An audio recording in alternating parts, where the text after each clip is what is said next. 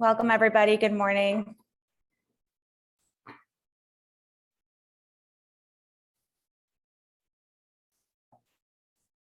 But 2 more seconds.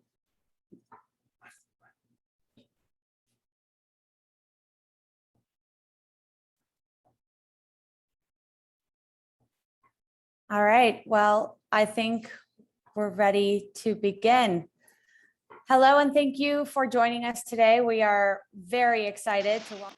Bonjour tout le monde, nous sommes très contents de pouvoir vous souhaiter la bienvenue ici dans l'Académie OGP, le cas des gouvernements ouverts et pour les partenariats des gouvernements ouverts et aussi de l'institution coréenne pour la gestion. Mon nom est Lila et je suis la maîtresse de cette cérémonie. Donc, suite à l'Académie de l'OGP, nous avons un ensemble d'experts et de chercheurs qui vont pouvoir partager avec nous leurs perspectives sur les impacts des gouvernements à l'intérieur et à l'extérieur de l'OGP et aussi de pouvoir partager toute collaboration future à laquelle on peut penser sur un ensemble de domaines tels que, par exemple, l'accès à la justice, la justice sociale aussi, les contrats ouverts, l'intégrité politique, la communication digitale et la représentation aussi dans la vie publique et aussi la participation des citoyens dans le développement local. Si vous ne l'avez pas fait encore, nous vous encourageons de visiter notre plateforme en ligne pour avoir beaucoup plus d'informations sur cette session et pour pouvoir vous inscrire aussi. Encore une fois, merci beaucoup d'être parmi nous aujourd'hui. Nous sommes très contents de pouvoir vous souhaiter tous la bienvenue. Et donc, encore une fois, pour commencer cette activité dans cette session aujourd'hui, nous avons Sanjay qui est avec nous et nous avons aussi le doyen de l'Institut coréen en gestion. Nous avons aussi un ensemble de ministres, un ministre aussi qui nous provient du pays de la Taïwan. Et nous avons aussi un autre chercheur qui est chargé au niveau de l'OGP. Donc, encore une fois, les gouvernements ouverts ou les partenariats de gouvernement sont justement des partenariats qui sont ouverts à plusieurs niveaux parmi la société civile et les organisations. À travers ces partenariats-là, il y a beaucoup de pouvoir à établir pour justement pouvoir arriver à un plan pertinent que nous avons mis en place. Nous allons tout de suite voir une petite vidéo qui va parler de tous les accomplissements de l'OGP. Notre objectif est justement de trouver des solutions aux plus grands défis de nos temps et de trouver des manières d'influencer les décisions et comment elles sont prises. Et donc, cette idée-là est justement par rapport à l'institution Open Government qui est transparente, inclusive et aussi très responsable. C'est une institution qui essaie justement de mettre en place des politiques très smart pour changer la vie de tout le monde. Et nous pouvons très bien voir clairement ici comment les décisions sont prises et surtout travailler sur l'exercice de pouvoir dans différents pays. Donc, avec des gens comme vous, nous voulons travailler sur la mise en place d'une société équitable dans le monde entier. Le budget et les contrats nous expliquent clairement qu'il n'y a pas de corruption ou qu'on essaie de faire face à cette corruption-là dans plusieurs pays. L'accès égal à la justice et l'information publique est ouverte pour tout le monde, surtout pour ceux qui sont les plus vulnérables. Le potentiel de la technologie nous protège aussi de toutes les menaces digitales ou numériques qui peuvent survenir dans le futur. Et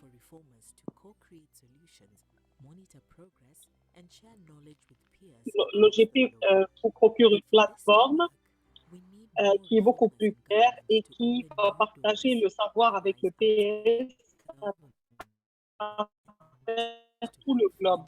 Donc, pour que ceci puisse marcher, nous avons besoin pour nous aider à trouver des solutions ambitieuses et donc des partenariats pour justement donner le support nécessaire à ces initiatives. Nous avons besoin de vous pour mettre en place un gouvernement beaucoup plus ouvert. Donc, juste pour vous informer, il y a une interprétation simultanée qui est disponible en français, en coréen et en espagnol.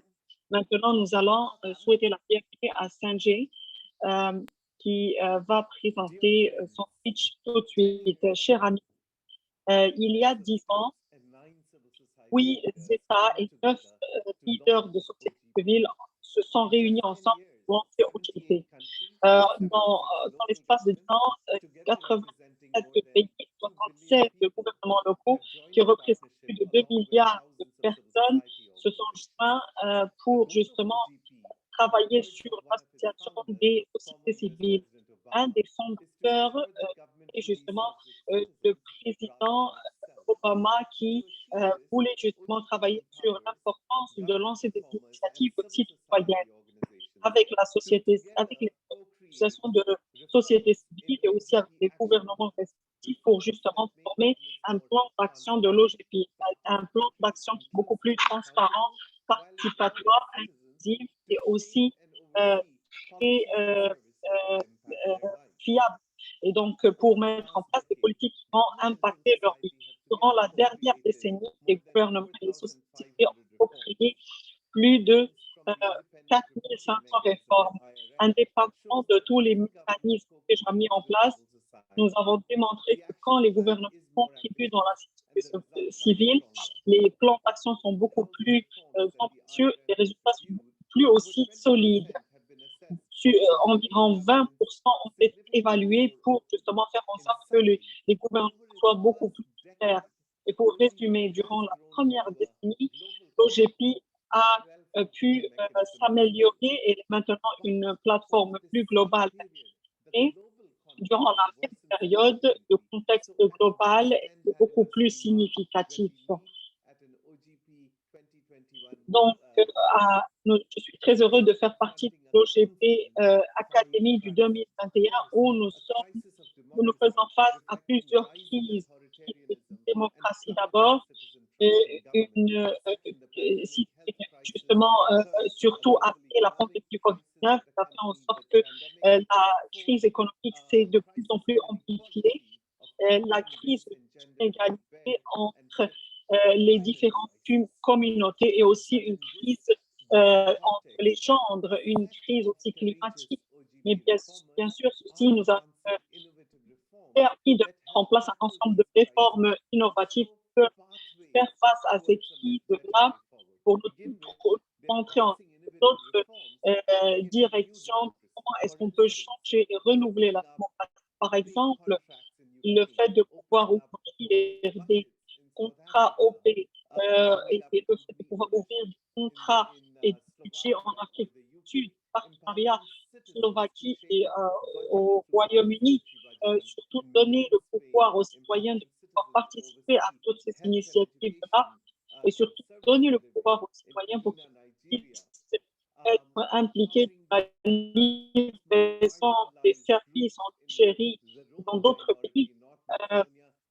De mobiliser les femmes qui représentent une minorité pour justement reformers are faire also face à tackling la newer areas parité of challenges, such as gendre targeting et aussi digital threats to democracy, disinformation online by strengthening transparency of political campaign activity in Netherlands and Canada, tackling illegal digital surveillance in Mexico.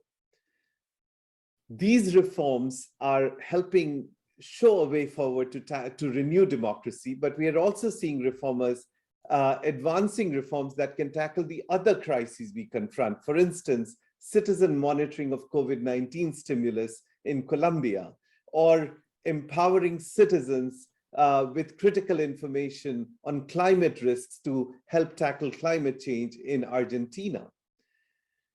Our central challenge is these innovative reforms are too few and far between. We need to scale this up to match the scale of the challenge of the societal crises we confront. Il nous faut, c'est là que le rôle critique de la recherche intervient. Par exemple, en Ukraine, Les preuves de l'impact des contrats ouverts de Prosoro ont montré que le gouvernement a économisé plus d'1 milliard de dollars avec une corruption réduite et de nouvelles activités, de nouvelles entreprises qui recherchent des contrats, ce qui a galvanisé 70 autres 70 autres pays à rejoindre OGP. Et l'idée étant d'augmenter les effets de l'OGP. Vous allez rencontrer durant cette semaine des appelants, des chercheurs pour discuter des domaines vitaux concernant l'accès à la justice, des mécanismes de rectification des erreurs, etc. Nous devons savoir ce qui fonctionne, ce qui ne fonctionne pas et dans quelles conditions ceci peut être personnalisé et monté en échelle. Vous représentez la communauté et le corpus de connaissances qui peut nous aider à apprendre grâce à cette première décennie de l'OGP, lors de ce 10e anniversaire, et nous emmener dans la prochaine décennie. Donc, nous avons besoin d'études par rapport auxquelles on peut prendre des actions. Nous devons transformer les études sérieuses en actions qui donnent des résultats concrets. C'est notre appel envers vous lors de cette Académie OGP de 2021. C'est une tâche extrêmement importante. Vous pouvez nous aider, nous guider, nous aider à avancer vers l'avenir et nous nous réjouissons à l'avance d'entendre les résultats de vos recherches et nous vous souhaitons le meilleur pour la réunion à venir. Nous vous remercions beaucoup. Très important, ces questions ressorties par Sanjay, surtout après la pandémie. Il est critique de renforcer les gouvernements démocratiques et de rechercher des résultats concrets. Nous allons maintenant entendre le gouvernement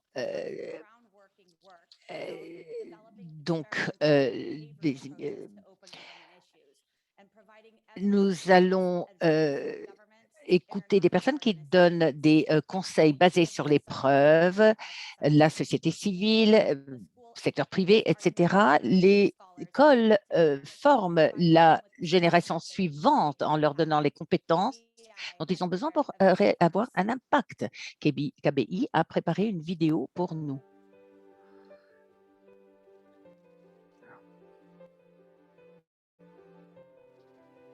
Le voyage a commencé ici. Pour ceux qui cherchent à améliorer le monde, les étudiants ont débattu pendant des heures sur des questions de travail qui affectent les vies des travailleurs. Sofiana a aidé à introduire la loi du salaire minimum au Cambodge. Un étudiant s'est plongé dans les livres sur la prévention du crime, de la criminalité. Andrés a développé un système d'alerte précoce pour prévenir le féminicide en Équateur. Un autre étudiant a passé de nombreuses heures à apprendre l'histoire. Lovia jouait un rôle clé dans le développement de l'infrastructure du Ghana, inspiré par l'histoire du développement de la Corée.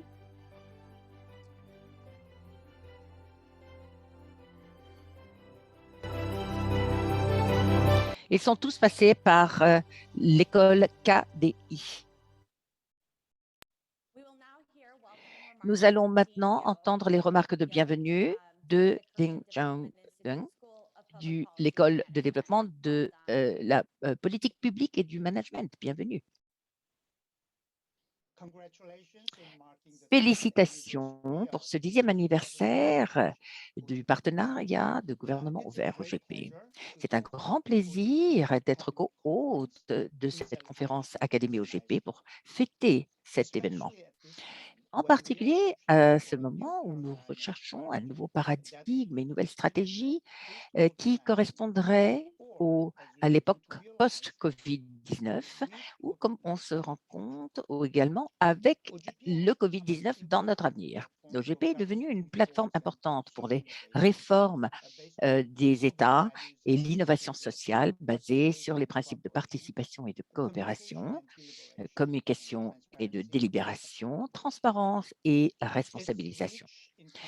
Elle est riche en ce qu'elle inclut différentes parties prenantes, aussi bien du côté de l'État que du côté de la société civile, y compris dans les pays en développement dans le monde. Le GP a fait ses preuves au niveau de l'innovation des gouvernements et a contribué à renforcer les liens entre les citoyens et le gouvernement et à enrichir les écosystèmes en faveur de la démocratie et de l'inclusion sociale. L'expertise de l'OGP concernant les stratégies de l'innovation des États est encore plus importante aujourd'hui, euh, puisque nous faisons face à des défis mondiaux, comme par exemple le réchauffement mondial. Différentes études sont réalisées qui concernent les préoccupations des membres de l'OGP et qui examinent les rôles respectifs des États et des sociétés civiles. Par exemple, les gouvernements numériques, participation des citoyens, jeunesse et justice intergénérationnelle, inclusion sociale, intégrité politique. Des études empiriques seront réalisées en utilisant des approches multidisciplinaires ainsi que des réflexions philosophiques. Je crois en le pouvoir de la fertilisation croisée de différentes perspectives et me réjouis à l'avance des différents dialogues d'experts provenant de différents domaines. Je n'ai aucun doute que cette conférence fera des contributions importantes, notamment au niveau de l'entrepreneuriat social, qui nous a permis de gérer un certain nombre de problèmes dans notre avenir.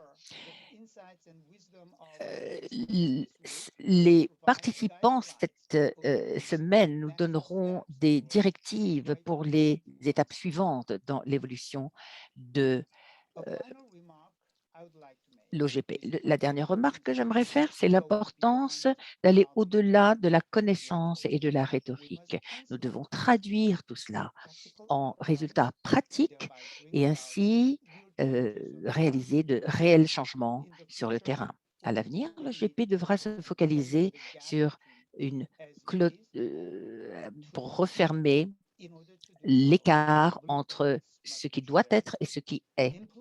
Il faudra développer des stratégies à mettre en œuvre et des plans d'action concrets. Et je ne peux suffisamment souligner le fait que les citoyens doivent être informés et engagés dans tous ces aspects. La participation et l'expertise des citoyens doivent être intégrées dans tout ce qui est innovation gouvernementale au niveau de la vie quotidienne. Sur ce front-là, nous avons beaucoup de travail à faire pour améliorer les données, l'information, les connaissances et la culture de la collaboration. J'espère sincèrement que cette conférence, la conférence de cette semaine, aidera les États et la société civile à développer une plus grande vision et à co-créer une connaissance pour un partenariat ouvert et résilient. Je vous remercie beaucoup. Ce que nous avons entendu de Dean Chong-il est très important, surtout pour ce qui concerne le renforcement de la relation entre l'État et les citoyens et renforcer l'inclusion, surtout avec les défis auxquels nous faisons face, comme les changements au niveau mondial. C'est pour ça qu'il a parlé de l'importance et des différents aspects pratiques pour faire intervenir des changements réels. Je suis honorée de présenter notre intervenant ministre Audrey Tang, qui est le ministre du numérique au Taïwan, qui est connu parce qu'elle elle est connue pour avoir développé EtherCalc en collaboration avec Dan Bricklin dans le secteur public. Audrey a siégé au comité des données ouvertes du Conseil national de développement de Taïwan et au comité des programmes d'éducation de base de 12 ans et a dirigé le premier projet d'élaboration de règles électroniques du pays. Dans le secteur privé, Audrey a travaillé comme consultante chez Apple sur la linguistique computationnelle, chez Oxford University Press sur la lexicographie des foules et chez Social Tech sur la conception d'interactions sociales. Dans le secteur social, Audrey contribue activement à GovZero, une communauté dynamique axée sur la création d'outils pour la société civile, avec l'appel à bifurquer le gouvernement. Pour les membres de l'auditoire, nous vous encourageons à soumettre toutes questions au ministre Teng pour toutes les fonctions.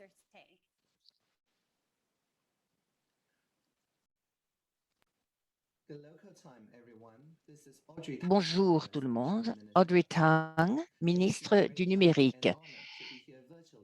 C'est un grand plaisir et un honneur pour moi d'être ici virtuellement à l'Académie OGP 2021 et de partager avec vous quelques réflexions sur la démocratie numérique du Taïwan. En tant que ministre numérique de Taïwan, je suppose qu'il est parfaitement logique pour moi de voyager numériquement à travers les fuseaux horaires et les frontières pour faire partie de cet événement significatif. Cependant, je crois que beaucoup d'entre vous seraient également d'accord lorsque je dis qu'il est dommage que la pandémie m'ait rendu impossible le fait de vous rejoindre en personne. Je me souviens de la dernière fois que je me suis rendue en Corée, c'était en janvier 2020, juste une semaine avant la pandémie. Et j'ai eu à ce moment-là d'avoir des discussions en face à face avec tellement tant d'experts et d'universitaires de premier plan et de serrer la main d'amis du monde entier. La pandémie de COVID-19 a déséquilibré le monde et a apporté des changements radicaux. Dans de nombreuses régions du monde, nous avons vu des symptômes de la démocratie reculer et des régimes autoritaires ont tenté de justifier des mesures de surveillance et de restriction de l'État au nom de l'État de la santé publique.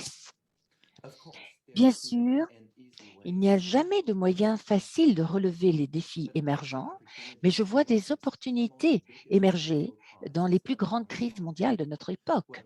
Lorsque nous sommes confrontés à ce défi commun auquel la population mondiale est confrontée, je vois à Taïwan des innovations sociales numériques qui continuent d'accélérer la démocratie et d'approfondir la collaboration entre les secteurs. À Taïwan, la démocratie est considérée comme étant une technologie sociale appliquée qui s'améliore lorsque davantage de personnes travaillent ensemble pour atteindre un objectif commun, comme c'est le cas pour toutes les autres technologies. Il fonctionne comme un moyen de transformer la répartition de l'énergie entre différents organismes et secteurs en une force motrice pour l'innovation politique. Et l'astuce consiste à permettre au concept de travailler avec les gens et pas simplement pour le peuple. Donc, avec le peuple et non pas simplement uniquement pour le peuple, d'imprégner la prise de décision en matière de politique publique. En d'autres termes, il est important de libérer le pouvoir de la démocratie du crowdsourcing. Alors, comment commencer à travailler avec le peuple ou avec les gens, les personnes? Eh bien, pour moi, la réponse est simple. Il faut faire confiance à nos citoyens. Parce que si vous ne leur faites pas confiance, vous n'en recevez pas non plus. Et la première étape pour arriver à une telle confiance, c'est la transparence. Il y a quelques jours, j'ai rencontré une délégation du Parlement européen. L'un des membres de la délégation avait entendu parler de la façon dont la reconnaissance faciale était utilisée par des régimes autoritaires. Et il était curieux de savoir comment l'intelligence artificielle et la technologie numérique sont utilisées à Taïwan. Ma réponse a été que dans les démocraties pluralistes, intelligence artificielle signifie intelligence d'assistance plutôt que intelligence autoritaire. Alors que les outils numériques sont bien utilisés pour que les citoyens soient transparents envers l'État dans les régimes autoritaires, à Taïwan, nous utilisons les mêmes outils pour rendre l'État et le processus de prise de décision transparents pour le peuple. C'est pourquoi à Taïwan, nous nous sommes engagés à introduire les technologies dans les espaces où se trouvent les citoyens, plutôt que de nous attendre à ce que les citoyens s'adaptent à l'espace où se trouvent les technologies. c'est un peu comme la pointe de Taïwan qui s'élève de 2 à 3 centimètres chaque année à cause des tremblements de terre et le choc entre les plaques tectoniques qui s'affrontent. Nous avons construit des infrastructures démocratiques résilientes pour éviter des extrémités complètement différentes du spectre, des idées, des pensées, des sentiments, avec des positions initiales nettement différentes, à venir à la table virtuelle pour discuter et aussi pour co-créer. Un exemple formidable est la plateforme de participation civique en ligne, avec un guichet unique qui s'appelle join.gov.tw, où n'importe quelle personne peut déposer une pétition et participer à l'élaboration des politiques. Des réunions de collaboration interministérielle en personne ont lieu 2 fois par mois pour explorer les moyens d'intégrer les idées des pétitions avec plus de 5000 signatures dans l'élaboration des politiques. Littéralement toute personne, pas uniquement les citoyens, mais également les résidents, les citoyens du monde, des personnes qui n'ont même pas l'âge de voter, peuvent et font effectivement participer pour jouer un rôle dans le processus de prise de décision. Jusqu'à présent, nous avons tenu plus d'une centaine de réunions collaboratives. En octobre 2021, il y a eu près de 30 millions de visites sur join.gov.tw dans un pays de seulement 23 millions d'habitants. Nous utilisons également les technologies numériques pour externaliser des solutions afin de relever les défis partagés à l'échelle mondiale, à l'échelle présidentielle ou nationale. Nous avons un événement annuel dédié appelé Hackathon présidentiel qui invite les citoyens du monde entier à proposer des solutions de données ouvertes pour des problèmes mondiaux tels que le changement climatique, la lutte contre la corruption, les villes intelligentes, etc. Chaque année, 5 équipes gagnantes reçoivent un trophée de la présidente Tsai Ing-wen qui porte la promesse de réaliser leurs idées à l'échelle nationale au cours de l'exercice fiscal suivant, avec un projecteur sur la promesse présidentielle. Grâce à ce mécanisme, la confiance mutuelle et le dialogue entre les secteurs social, public et privé sont découverts et amplifiés de manière fiable. Cette démocratie numérique joue également un rôle important dans la lutte de Taïwan contre la pandémie. Je suis convaincue que les efforts de Taïwan pour contrer le virus reposent sur 3 piliers: rapide, juste et amusant. Rapide, c'est pour une réponse rapide. Équitable, c'est pour un accès équitable à tous, pour tous. Et le plaisir ou l'amusement, c'est pour l'humour plutôt que la rumeur, transformant l'indignation en créativité pour nous permettre de surmonter les difficultés ensemble. Grâce à ces valeurs clés, nous pouvons trouver des opportunités pour des partenariats publics-privés. Et même la plus petite idée peut être augmentée en une force pour le bien. Un bon exemple était en février dernier, la carte des masques faciaux initiée par des entrepreneurs sociaux travaillant avec la communauté décentralisée de JoinGov.tw, Gov0, un groupe de hackers civiques à Taïwan. Pour éviter l'achat panique de masques de qualité médicale, nous avons mis en place un système national de rationnement. En février dernier, nous avons également publié le programme d'application d'interface API, donc pour fournir au public des données en temps réel et spécifiques sur l'emplacement et la disponibilité des masques.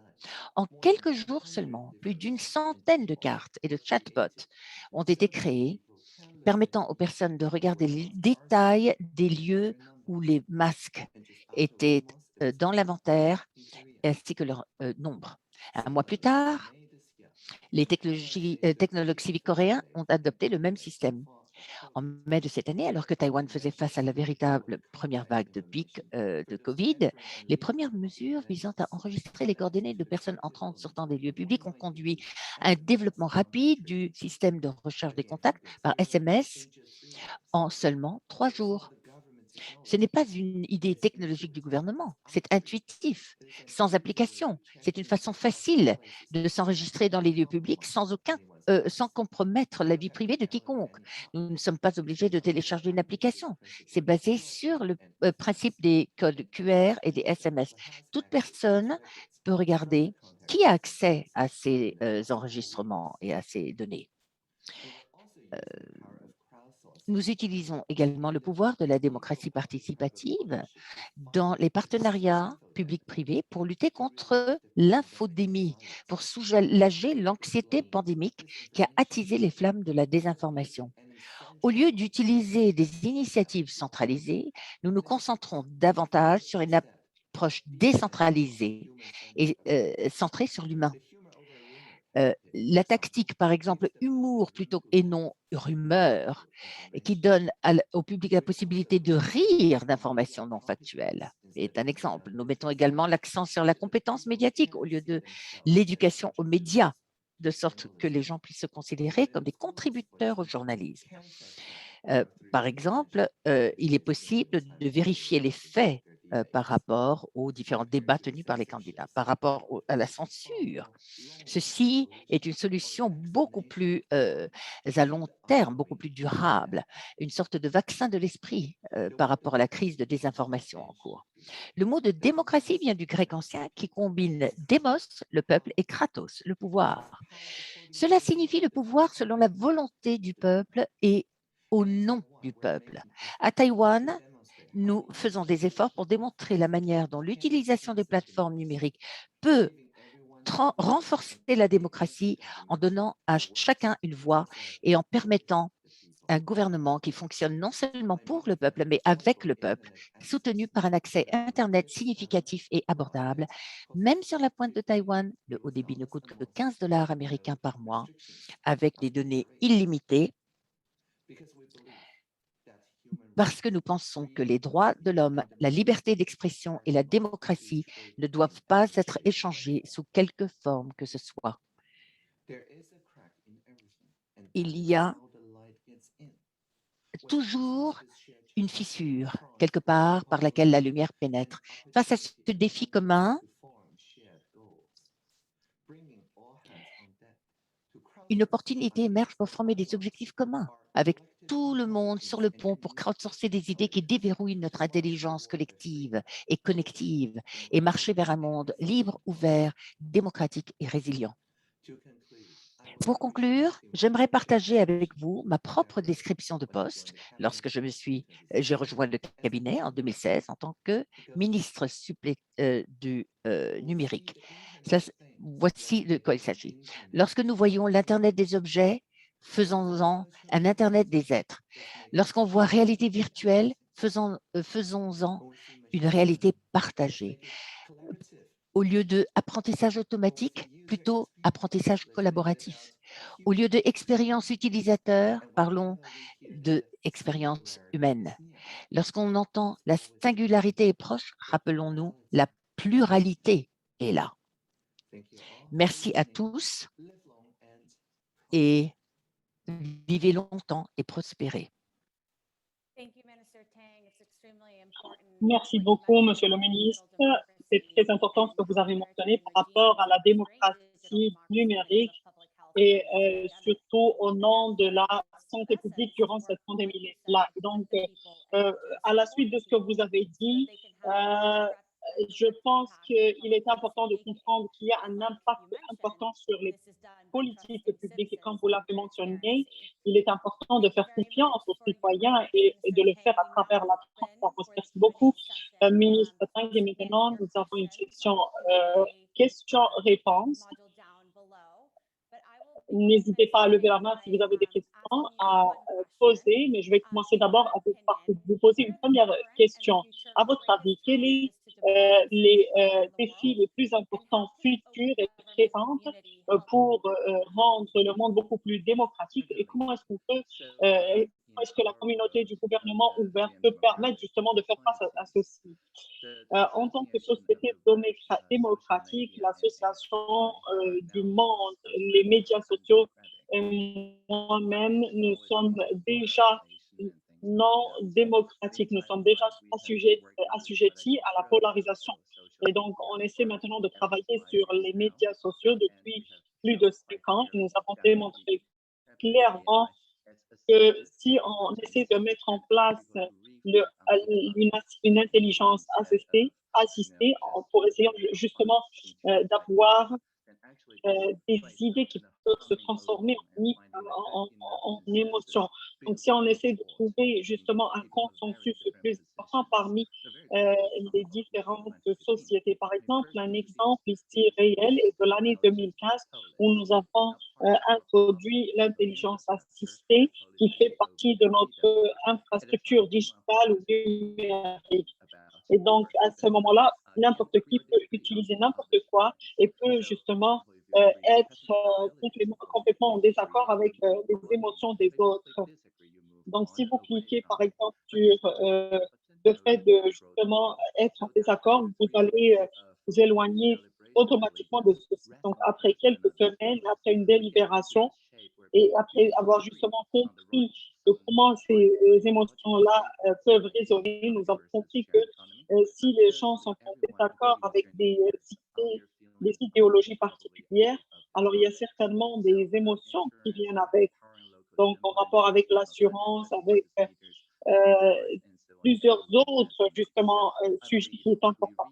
Donc, je pense que si on essaye de réévaluer l'intelligence, assister en essayant de connecter les humains et non les machines à travers les médias sociaux, donc je pense que nous aurons une possibilité de travailler sur le crowdsourcing.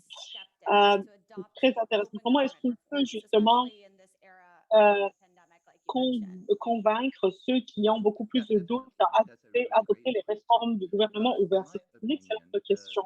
À mon avis, ceux qui servent les autorités publiques sont aussi les citoyens. Et une des réformes clés, justement, est d'essayer de collaborer pour mettre en place des réformes sur le service en mettant en place au niveau des ministères. Par exemple, si on met en place des réformes d'un service en particulier, donc on essaie justement on peut justement impliquer par exemple une personne en charge de ceci et donc par exemple si on essaie d'ouvrir les océans dans ce cas-là, tout ce qui se rapporte avec la fiscalité et les autres services va être beaucoup plus simple parce que ça impacte directement la vie des citoyens. Donc, le ministre, par exemple, de fiscalité peut aussi être intéressé à le faire. Donc, en essayant de travailler tous ensemble et ne pas trop penser aux choses entre le service public et le public en général, je pense que nous avons pu convaincre le service public parce qu'ils sont toujours du côté des citoyens. Très intéressant. Maintenant, en ce qui concerne les réformes de données ouvertes qui deviennent de plus en plus populaires, comment on peut considérer que les valeurs sociales assignées dans ces plateformes-là, comment est-ce qu'on peut les connaître et comment est-ce qu'on peut aller au-delà de la transparence pour avoir une participation citoyenne.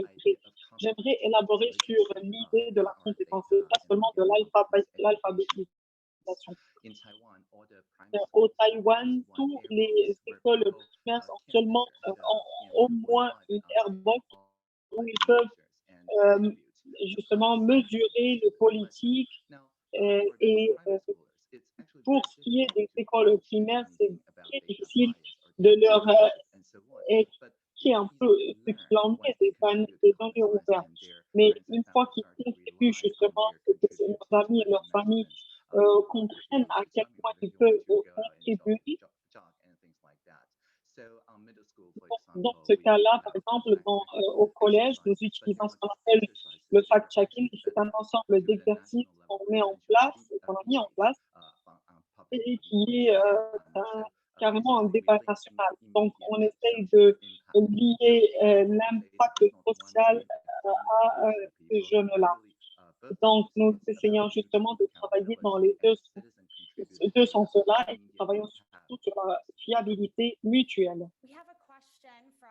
Nous avons une question de la part de Yakaku et la question est la suivante. Comment est-ce qu'on peut assurer que les citoyens peuvent maintenir l'alphabétisation numérique? C'est une excellente question. Donc, la majorité des hackathons organisés, il y a plus de 200 projets et dans la majorité de ces projets-là doivent pouvoir correspondre à l'un des trois volets suivants, soit l'économie, la société ou l'environnement.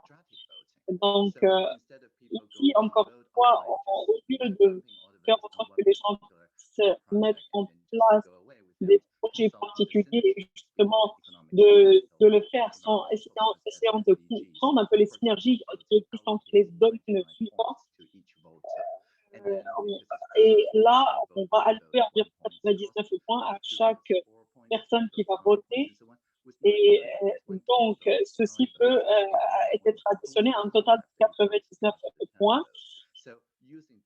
Donc, en utilisant cette méthode de vote noble, chaque personne va pouvoir au moins travailler sur 4 à 5 objectifs de développement durable.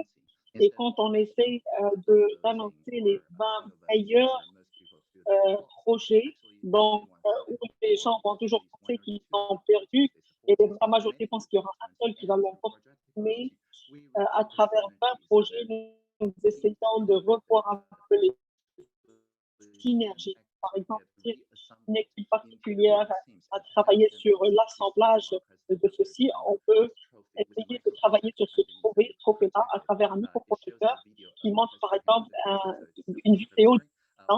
Et par exemple, ce que vous avez fait durant les 3 derniers mois avec un ODD particulier. Donc, nous sommes engagés à ce que ce soit une politique vraiment nationale ou à l'échelle nationale qui respecte les réglementations actuelles. Il y a une autre question par rapport à l'audience. Est-ce que le gouvernement est important dans la mise en place d'une démocratie?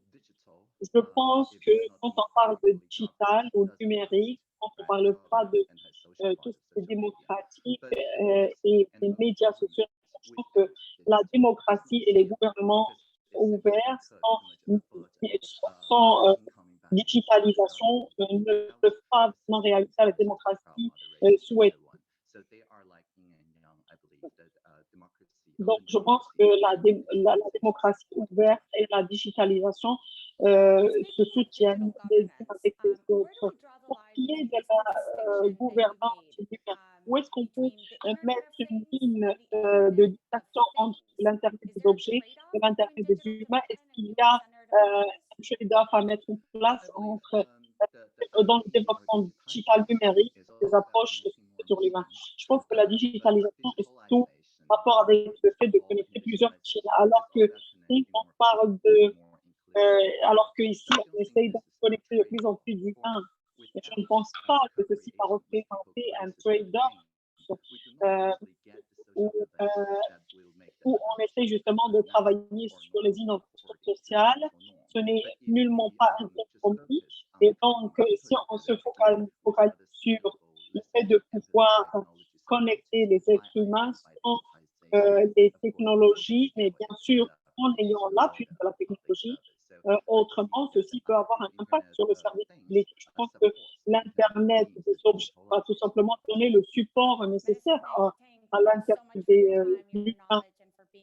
Merci beaucoup pour votre savoir, pour vos réponses à toutes vos questions. Merci beaucoup pour toutes les questions et je vous souhaite une excellente journée. Maintenant, nous allons passer à M.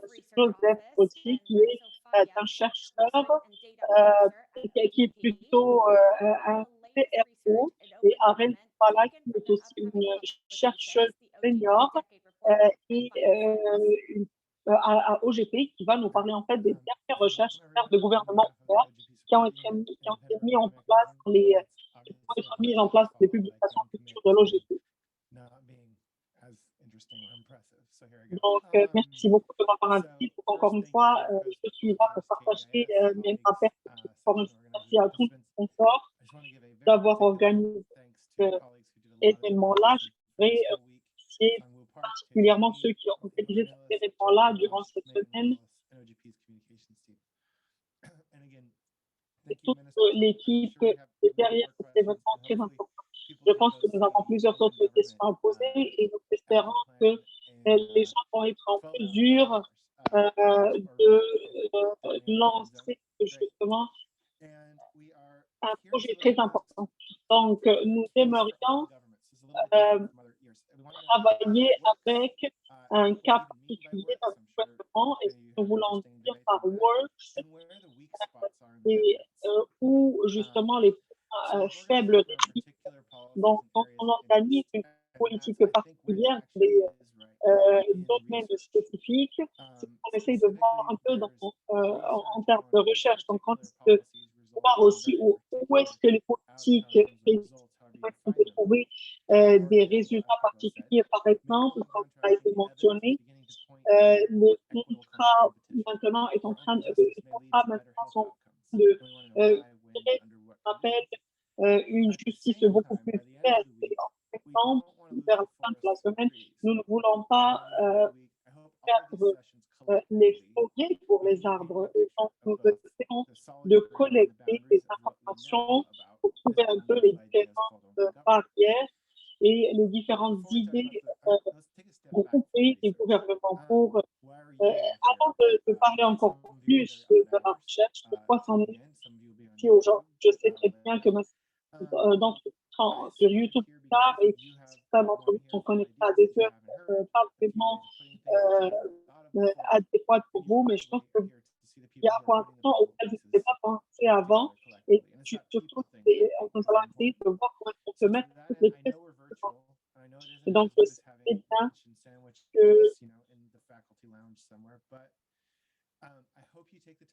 j'espère que vous pouvez justement prendre un moment pour connecter avec nous et prendre un peu lire cette recherche-là. Je pense qu'il y a plusieurs projets de recherche qui ont commencé à l'Académie. Et ce qui fait que c'est beaucoup très intéressant, c'est que vous êtes multidisciplinaire, vous êtes engagés. Nous avons des praticiens, des chercheurs qui participent énormément à nos recherches. Et je pense que d'entre vous ne peut pas se décrire en tant que ce que j'ai mentionné, mais ceci est beaucoup plus important parce que ça permet justement d'avoir une équipe beaucoup plus multidisciplinaire.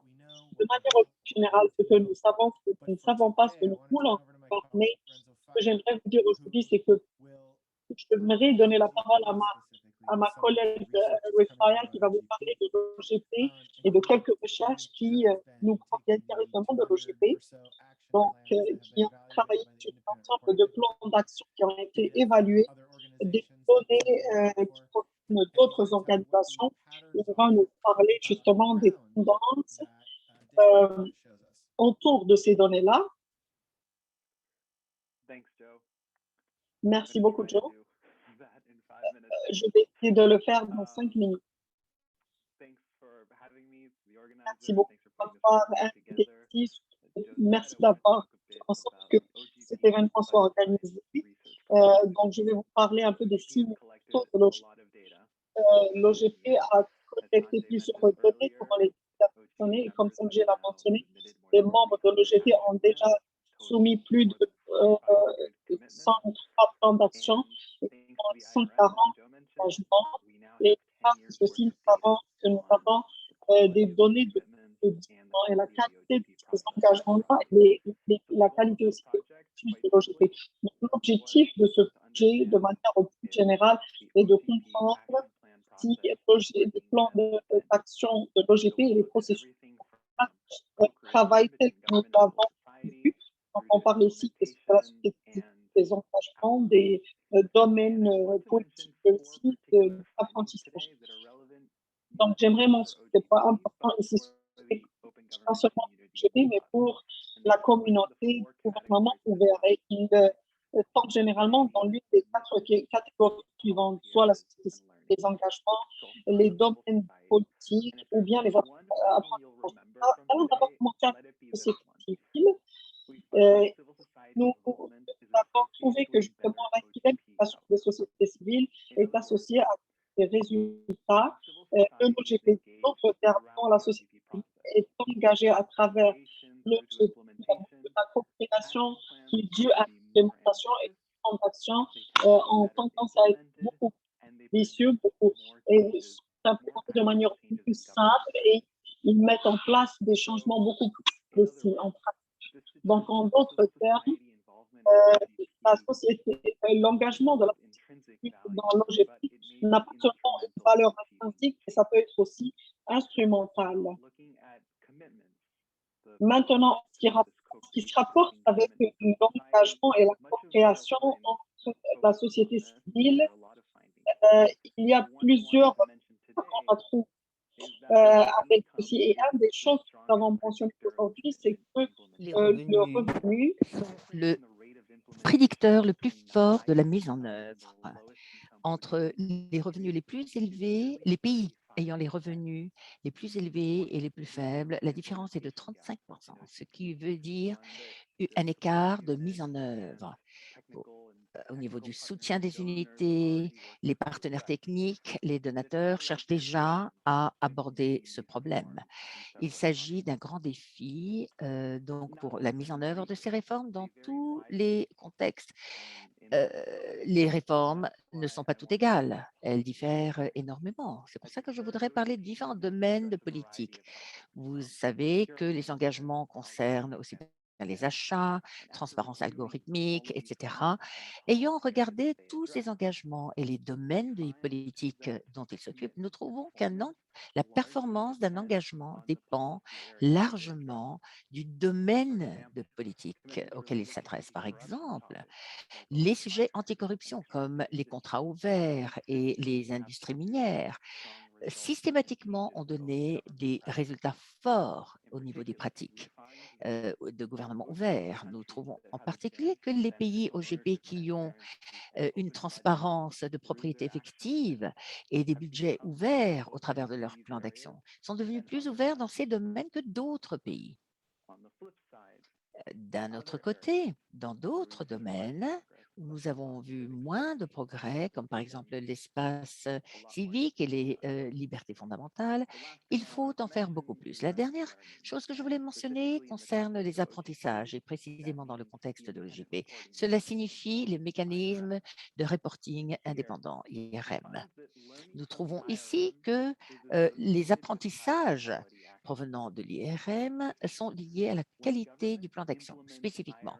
Lorsque les États recommandent des mises en œuvre d'IRM par rapport à la manière dont ils mettent en œuvre le processus OGP, leurs engagements ont tendance à être plus ambitieux et ils ont tendance à s'engager avec la société civile d'une manière plus collaborative, ce qui souligne l'importance de l'apprentissage et dans le processus de l'EGP et montre bien le rôle de l'IRM et le rôle qu'il peut jouer pour permettre à tout ceci. Mais bien sûr, je n'ai fait que toucher à la surface de toute cette recherche. Ce type de constatation, de conclusion sont énormes. Je vous recommande d'examiner le résumé la présentation synthétique du rapport que nous avons terminé. Le rapport complet sera lancé lors du sommet OGP le mois prochain. Avec ceci, je vous remercie de votre attention et je vous repasse la parole. Joe.